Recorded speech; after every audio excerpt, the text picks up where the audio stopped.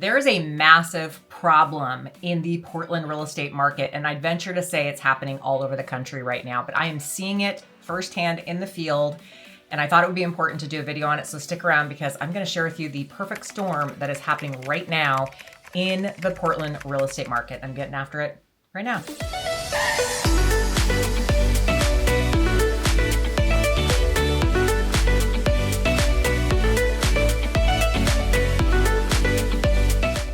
If this is your first time on our channel, hit the subscribe button, tap the notification bell because we put out content every week that is going to be designed to help educate you and give you the best real information on the real estate market and living in Portland that is out here. We value reach outs. We love comments below. If you think we should do a video on something or we missed something or you just want to make a comment about what we've said, we appreciate all of that. And if you are making a move, reach out to us. All of our contact information is in the description below. We'd love to hop on a call and help you make your move to the Portland metro area. So I'm doing this video because I'm seeing the perfect storm of what I'm considering to be almost like a real estate recession, not an economy recession, but a real estate recession. And there's a lot that goes into this, so I thought I'd do a video and kind of cover what I'm seeing, what I'm hearing. I talk to my colleagues. I have a vast network, both locally here in the Portland metro area, as well as outside of it. And there's a lot that is happening in the field that nobody's talking about. And if you're looking to make a move, whether it's buying or selling, this is really important information. And I'm breaking it down a little bit piece by piece because I think I'm trying to help people understand what the market's doing, because the best thing I can say about this market, and you'll hear it from other people too, is it's weird. Weird. We keep hearing this word. Why is it weird? You know, you as a consumer, if you've heard that from people in the industry, you're probably thinking, well, what's so weird about it? Well, let's talk about number one, which is the main issue here, where it all starts, is affordability. Affordability, yes. After all these years post-COVID, we have had an excess of equity being built in our homes. In fact, during COVID, 2020, of all years when we were all locked down for a while, the market exploded. We had double-digit appreciation in 2020 and 2021. 2021 was an anomaly year, everybody. You can't factor that year in any way, shape, or form. It just doesn't comp out, doesn't make sense. That was the highest level of sales we've ever seen, and people were buying like their lives depended on it. They were waiving inspections. They were throwing down more money. It was wild. And to be honest with you, as a real estate broker, I don't love working in that market. It feels a little gross. I was happy when it was kind of over. But where did that leave us? It left us with 2 more years of appreciation, yay, but too much appreciation. It's like we gobbled up 5 years or so of appreciation in a very small window. And then all of a sudden, guess what happened? Yeah, interest rates. That's what happened. We went from the 3%, 4% range to 5, 6, 7, and boom, we even hit close to 8 and right on 8 a few times. Luckily, it didn't last too long. But we've still seen interest rates in the 7s and even in the high 6s for a while. And that mixed with these high price points that climbed over the years in a lower interest rate market has now caused a perfect storm. What are we talking about here? A house that was maybe worth $500,000 maybe 3.5 years ago is now selling in the 700s, or is it? And now we have not 3 and 4% interest rates, we have high 6s and 7% interest rates. So that means in a lot of cases, the buyers have to be making more money to buy the same house. And there's a point where they just can't anymore, okay? And I'm seeing it. I'm seeing it out in the field. I'm seeing it with my own inventory. I'm talking to brokers on the regular. I'm talking to escrow and lenders, and we're all seeing it. And how it's transposing into the market is that as you kind of climb up to the 600,000, 700,000, 800,000 price points, there is now becoming a ceiling in a lot of neighborhoods in the Portland metro area where, quite frankly, buyers aren't buying in. What does that look like? I won't name the name of the city. If you want to DM me privately, I'll share it with you. But there is a glut of inventory sitting, and there are no pendings that are resale in that price point as we speak. I've been tracking it for weeks. Yes, the buyers are going after new construction. Well, guess what new construction's doing? They're offering interest rate point buy downs. They're openly saying, come to my new construction site and I will give you $15,000, $10,000 towards buying down that higher interest rate, which is helping make it more affordable for home buyers. Plus, let's be honest, a lot of home buyers love new. They walk into these beautifully staged houses. They're new. They know they don't have to do anything for years and years and years to come. And it's appealing. And I get it. I walk in them and I think, looks pretty good. Pretty nice to know that the furnace and the water heater and the roof and the siding and all the things are not going to be due for a very long time. So they're going where they feel that they can spend their best money. Yes, that's true. I know what you're thinking. I know what you're thinking. You're like, oh, they don't have yards. That's true. A lot of them don't have big yards. But for homeowners who are tight on a budget and are looking for the least amount of impact on their monthly payments and their outlay of cash in years to come, they're willing to sacrifice that. We're seeing it in the numbers and we're seeing it in the comps. So if you're a home buyer and you're like, scratching up your down payment and your closing costs and you're looking at new construction where that builder's saying, I'd love you to buy this property. I'll let you pick out some of the design colors. Everything's brand new. We'll throw in the washer and the dryer. You see where I'm going with this? Because I have a listing that is in that market and it's competing with all the new construction and there has not been a single pending resale home in $100,000 spread for weeks and weeks. And that's not the only situation. I have other colleagues saying the same thing. It's almost like right above the 700,000 marker to about 950 is what we're calling in the real estate industry behind the scenes. So this is a little inside scoop for you. Kind of no man's land. It's not that houses aren't selling in that price point. It's not completely dead, but we're finding that if the house is not unique, it's not dialed in with condition, the price is just, in the mix or higher, and the location suffers at all, it is not moving. And showings are just not happening. So what happens in that environment when you have listings that are sitting there? A lot of them look pretty good. A lot of them are priced in the way of comps. You look at the comps, you're like, that house is priced within a reasonable market value of what's been selling. Well, you start to see a little change in the market and it starts very slowly. And we're starting to see that where there's lots of price reductions. And then people say, oh, that price reduction is going to get me to the next buyer. And when that doesn't happen, because showings don't happen or very few and far between do, guess what they end up doing? They go, well, what's it going to take to get it sold? And really about 80% of a seller's marketing is their price. And I'm seeing a phenomenon called chasing the market down, where in these communities where there's lots of inventory just sitting, it's not moving fast if at all, these sellers are racing to the bottom to get the next buyer. They're selling for less than what the market value should be for their house. Does that mean the market's crashing? No. Please don't take this video as a market crash. What you can call it is a market softening or maybe even a correctioning of sorts. Because what we're facing in this market that creates that perfect storm is when the prices have gone up like this over the years and interest rates have gone up. And so when you combine the two and they're both kind of doing this, eventually the ceiling gets hit unless interest rates come down or prices come down. Because we all know we're in this extraordinarily high inflation time frame. I don't know about you, but when I go to the grocery store, every time my jaw drops. I can't believe what I'm paying for things that I used to pay a whole lot less for. When I go out to eat, I can't believe I'm paying $18 for a simple salad or fast food in some cases. That used to be what it would cost for one person to sit down at a nice restaurant-ish. Now, we're seeing when you go out to a nice restaurant or a decent sit-down restaurant with a family of 3 or 4, it's not unheard of to pay over $100, especially if you're ordering sodas. Anyway, I digress. My point is that we're all feeling the pinch outside of our house payments, whether you're renting or you're buying. So what's happening right now is people are going, oh my gosh, my payment is what? And that house price is what? And all of a sudden they are having a moment of clarity in a way of saying, I can't afford to do this comfortably. And I've seen this a few times in my career. I've been doing this over 20 years. So obviously I've seen a lot of market cycles. And here's the interesting statistical point you need to hear.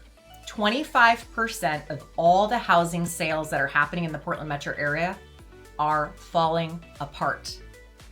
Falling apart. Sale fails. That's what we call it. It's when a buyer and seller come to an agreement on price and terms, and for whatever reason, the buyer backs out, usually during contingency time frames. Why would so many buyers be doing this? Well, I hate to say it, but they're looking at the numbers, and usually what happens is they feel like they're overpaying for the house. They feel like they're overpaying for their mortgage. Then they get into contract, and if that house has deficiencies, which they all do if they're resale, let's just be honest, it's just the nature of resale. It's not new construction typically. Then they are starting to say, you know what? I don't know if I can afford to pay to replace that furnace or roof in the next 3 to 5 years. Oh, I've got to replace carpets, or I've got to do X, Y, or Z. And all of a sudden the money's just adding up, and then the math ain't mathin', okay? And we're seeing it in the sale fails. We're seeing it on the back on markets. And a lot of brokers out here are talking about it and saying, oh my gosh, can you believe the number of sale fails that are happening? That is telling us a story, guys. That is telling us that buyers are saying, this is it. Now, is this happening at all price points? No, it is not. Interestingly enough, you know what one of the fast moving price points and the lowest number of sale fails is? Home sales above 1.5 million. That's right. The luxury market, as we typically call it, above that, it's moving and grooving. You know why? Because people at those price points aren't affected as much by interest rates. They're not, scratching up their down payments and so forth. A lot of them are paying cash. In fact, talking to another colleague of mine as we were looking at the data, it's like, wow, a lot of people are paying cash for luxury homes these days because they don't want to go out and get an interest rate of 7%. So when we look at the data, which I always try to look at the data and interpret what I'm seeing and what I'm also experiencing in the field, it's very clear to me that we're sort of hitting that ceiling. And what's happening is that in order to get sold, sellers are now having to get really real about their pricing. And the only sellers that are on the market that are going to understand this are sellers who have to sell, meaning they have an objective that they need to accomplish. Plan A and plan B is both to sell, not I can keep it and wait another time or rent it. These are people that are going to say, I'm moving, I need to move, I need to unlock my equity, and I need to do it as fast as I can. And so you're gonna see a lot of sellers reduce price in this case. If you're looking in a certain neighborhood, location, or price point in the Portland metro area, it's really important to understand the data in a microeconomic way, not a macro. So you might be seeing there's some areas that are still moving fast. Let me explain to you the other phenomena that's happening here. I hope you've stuck with me this long. If so, drop a comment. I'd love to hear from you. The other phenomena that's happening is we have low inventory, right? If you're a buyer out there looking, you're like, where's all the houses? So we have this affordability issue, which I just explained. And now we have low inventory, part of the perfect storm, because we're still seeing a lot of sellers not getting on the market because they're sitting at 2.5%, 3.5%, 4.5% interest rates. And unless they have to move, they're not moving because their payment's nice. And if they go out in the marketplace, they're probably paying double. So we still have low inventory, which is preserving pricing. What that means is that there's a lot of areas that are still seeing a little bit of an uptick. We haven't seen massive appreciation gains this year. We've seen, 1, 2, 3, or 4%, which, by the way, any economist will tell you is a healthy increase in appreciation that's sustainable. But we're not seeing those double digits like we were seeing in years past when the interest rates were lower, right? And everybody right now is hoping for low interest rates. They keep thinking it's going to drop and it's going to rescue them or provide relief. And guys, maybe we will get a lower interest rate bump down at some point this year, but do not count on it. And don't let it be the one thing that keeps you away from the market, because I don't think it's going to be significant enough to really make a change, because like I talked about, we're dealing with a high inflation. And in order to keep inflation at bay, I know it's gotten down a little bit, but they know it's hot still. If they were to crank down those interest rates, that inflation would go right back up. And so it's a dance right now. It's a dance between keeping interest rates at a certain level where it's not totally stopping the real estate market, but it's keeping inflation at bay. And by the way, we're in an election year in 2024, and you can bet your bottom dollar the next 6 months, they're gonna do everything they can to make the market look better than it is. So yes, we probably will see end of summer, beginning of fall, a little bit of an interest rate decline. But if they see inflation going up again, those interest rates, they're only going to be up. I can guarantee that. So going back to low inventory, because this is really interesting. Low inventory. So we have buyers in waiting. We have buyers that are approved, ready to go, looking for something specific, whether it's a neighborhood or an amenity or whatever it is. And we aren't seeing a lot of inventory hit the market. So here we are in this unaffordability zone, right? We're seeing limits on what buyers are doing, and we're seeing low inventory. And some of that inventory, when it hits the market, is acting like a complete seller's market. And what I'm saying is this: if you get an offer in that first week or two as a seller, you're in a seller's market. Typically, those houses that are special, they're dialed in, great location, priced right, and they fly off the shelf, we're seeing multiple offers. So that's the crazy part about this whole thing that is so hard for people to understand. And that's where that weird comes into play, because it's like, okay, we have buyers that are stalling out. We've got listing inventory that's sitting and stagnating. We've got price reductions. We've got low inventory, but then we have some of this inventory that's hitting the market and is blowing up, and it's getting a chain reaction, and it's got multiple offers, and it even sometimes sells for above the listed price. It's acting like it's 2001 and part of 2022. And we're like, what? This doesn't make any sense, right?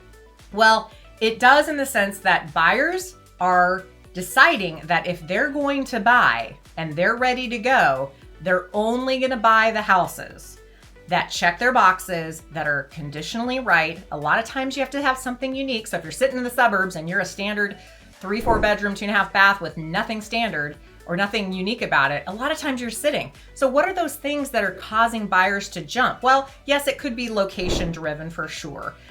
But things like RV parking. I have a listing that I put on the market, and it got so much attention because it was a 3-car, not a 2-car, and a lot of its counterparts were 2 cars. But it also had RV parking. And you'd be shocked how many people really needed to park their trailers or their RVs. Who knew? But it was sitting in the suburbs, and if it didn't have those 2 things, then it would be sitting with the rest of them. So that's a uniqueness to it. Or maybe it has views of Mount Hood. You know, if you have views or walkability, people like that stuff. And also condition. You know, right now as sellers, you know, it used to be a few years ago, you could get away with just putting your house on the market and like, boom, everybody comes a running because you have a light bulb and a few windows and walls. Now you have to really be a showpiece. You have to not just be clean and tidy. You got to be bringing your A game to the market, because those buyers, the ones that are actually out there ready to pull the trigger and stay in contract with you, they're expecting a lot. Now, I want to point one thing out, because I know I've talked a lot about this, and that is that if you're a first-time home buyer or you're in the sub 650 price point as a buyer, so anything under 600 for sure, I might graduate up that to 650. You are still in a seller's market, because we always have first-time home buyers who are looking to get into the market, and they're looking for that affordability inventory. And right now in the 4 and 500s, which is really, really tough still, low inventory, and the inventory is not great, but that stuff still moves at a pretty darn good pace. So if you're in the first-time home buyer mindset, or you're in that kind of 4, 5, low 6s, everything I just said may not exactly apply to you. I know. You're probably thinking, whoa, I'm getting all excited because housing prices are coming down. Now, it's not to say that you can't play in the game better. Most certainly can. But, you know, entry-level pricing, when our average sales price is $600,000, a lot of buyers are always going to be in that price point. So I just want to caution you, if you are in that price bracket, some of the stuff I talked about doesn't necessarily apply, and that inventory still moves at a pretty good pace. So you need to be ready. But what I'm talking about is 650 on up to about $1 million or over. There is a lot of room to talk. You as a buyer can negotiate. You as a buyer can come in with some offers that make more sense than just sort of playing by all the rules of the sellers, unless it's fresh on market, unless it's in the right location. And this is where I talk about micro. I'm kind of getting off in the woods a little bit. And of course, I have to preference, if you've listened to this entire video already, depending on your price point and your location, it's going to be macroeconomic based, meaning know the numbers and the data for the neighborhoods that you're looking in, because Portland is very eclectic. There are some communities that are always a seller's market, they're always moving fast, and there are some that are really stagnant. And there's even some new construction that is starting to loosen up in their offerings, if you will. So you stuck around for almost 20 minutes. I so appreciate that. I hope you found this helpful. Drop a comment if you have seen what I'm talking about, or you have questions, or you want me to do another video on this topic, specifically on anything that you've heard. Drop a comment, leave a message. We'd love to hear from you. And I hope this was informative.